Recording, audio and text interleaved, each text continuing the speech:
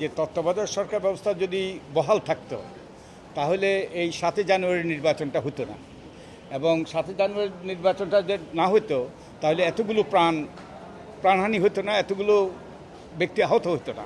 এই যে আমাদের যে যে বিয়োগান্তক ঘটনা ঘটেছে এই যে গত কয়েক সপ্তাহে, এগুলো সম্পূর্ণ এড়ানো যেত।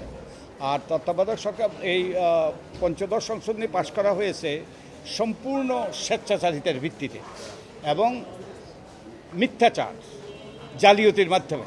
যেমন আমি একটা উদাহরণ দিই, বাই দি ওয়ে আমি এবার একটা ছোট্টি বই লিখেছি এবং এটা নির্বাচনের আগে প্রকাশ করেছিল প্রথমা, কিন্তু অত্যন্ত দুরুদুরুবক্ষে তত্ত্বাবধায়ক সরকার বাতিলের রাজনীতি, অপরাজনীতি ছিল কিন্তু রাজনীতি। আপনারা এই বইটা দেখবেন, অনেক কিছু তথ্য ওখানে অন্তর্ভুক্ত আছে।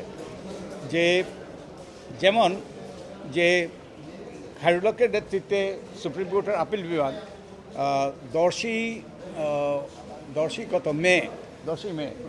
মে 2011 তারিখে 10ই মে 2011 তারিখে একটা শর্ট অর্ডার, 3-4 বাক্যের একটা শর্ট অর্ডার দিয়েছে। ওখানে বলেছেন যে আগামী, শরীফ সাহেব যেটা বললেন, আগামী 2 নির্বাচনের পরে 10ম এবং একাদশ এবং দ্বাদশ নির্বাচনের পরে তত্ত্বাবধায়ক সরকার ব্যবস্থা বাতিল হবে, প্রসপেক্টিভলি ডিক্লেয়ার্ড আনকনস্টিটিউশনাল। অর্ধেক পাউডারে দ্বিগুণ উজ্জ্বলতা, নতুন রিন অ্যাডভান্সড অর্ধেক পাউডারে দ্বিগুণ উজ্জ্বলতা।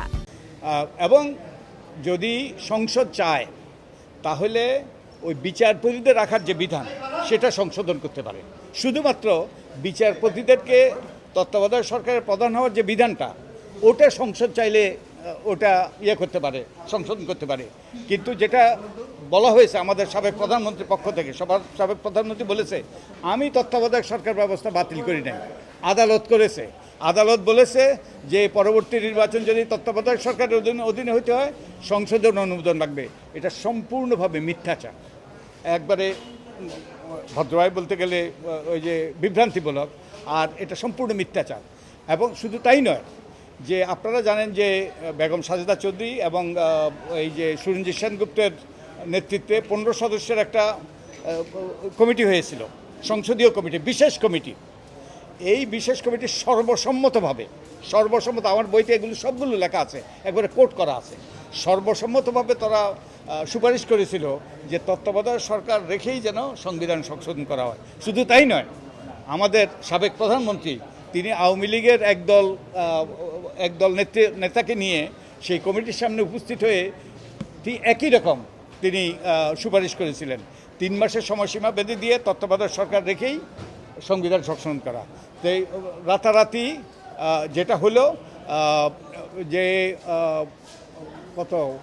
29-এ বোধ হয়, আমি তারিখগুলো মনে নাই, যে তারা যখন যে ওই কমিটি, যে বেগম সাজেদা চৌধুরী এবং সুরঞ্জিত সেনগুপ্তের কমিটি যখন তাদের সুপারিশ চূড়ান্ত করলো তত্ত্বাবধায়ক সরকার রেখেই সংবিধান সংশোধন, তারপর দিন তারা প্রধানমন্ত্রীর সাথে সাক্ষাৎ করলেন এবং সেই সাক্ষাতে সম্পূর্ণ উল্টে যায়।